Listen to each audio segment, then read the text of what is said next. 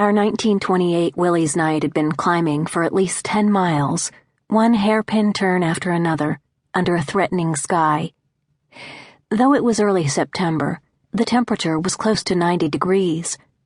There was a stillness in the air, and a steady build-up of dark, lowering cloud banks to the east. "Kenneth, the car's overheated." Mother's voice was anxious. "I'm aware of it," Father replied. Rivulets of perspiration were streaming down the back of his neck. "Shouldn't we stop and let the radiator cool off?" "I will, Louise, as soon as I can find a place to pull over." There had been increasing irritation between my parents ever since Mother, custodian of the map, had suggested some 60 miles back that the most direct road to Alderton was west on Route 30. Dad did not agree and had chosen Route 143, which approached Alderton from the northeast. A mistake. Route 143 was poorly paved and endlessly curving. We were all on edge this late summer day of 1934. 4 consecutive days on the road, 700-odd miles, 4 blowouts, 5 people jostled all the way from Timotton, Alabama to western Pennsylvania. Mother had driven most of those miles because I had yet to obtain my driver's license, and my father was still having those attacks of malaria. For most of the trip, I had been shut up in the back seat with the animal energy of Tim, 11, and Anne-Marie, 9. Every waking moment my younger brother and sister had wriggled and fidgeted, poked one another and me, and chattered incessantly. I felt bruised and battered, my clothes a mess. In an effort to ease the tension, Mother began giving us a running commentary on what we would see on Dad's alternative route into Alderton. "We'll be going down 7 Mile Mountain now. The map shows a little village not too far ahead. Yanceyville, it's called. Oh, and here's something interesting," she added. "A lake." She held the map to get a closer look. "It's called Lake Kissawa. Indian name, I suppose." As she spoke, dark clouds suddenly blanketed the landscape. Then the sky emptied. There were no separate raindrops. Rather, it seemed as if giant hands had overturned cloud buckets.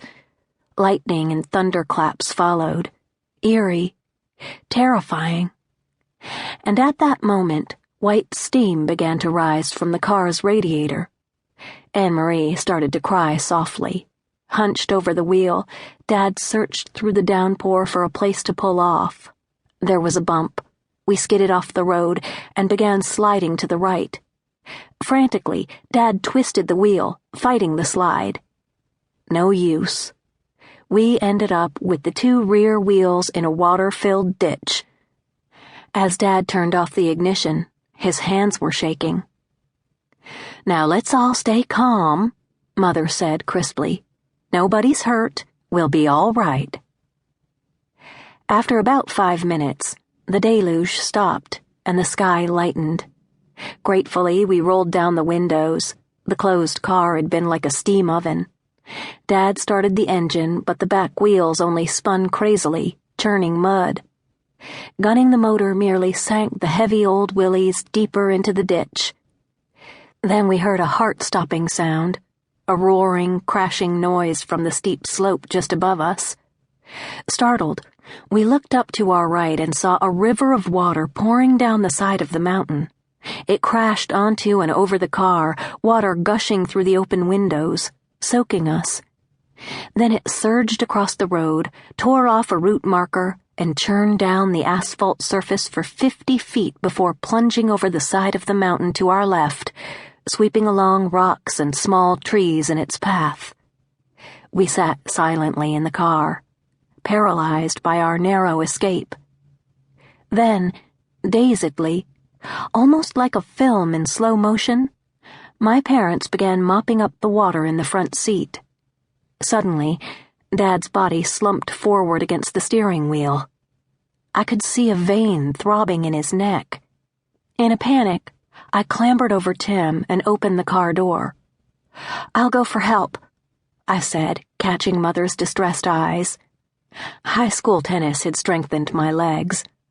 I ran back along the road we had traveled, avoiding the debris and the worst puddles. My eyes were searching the downhill side of the road, now to my right, for the building I thought I had glimpsed through the trees.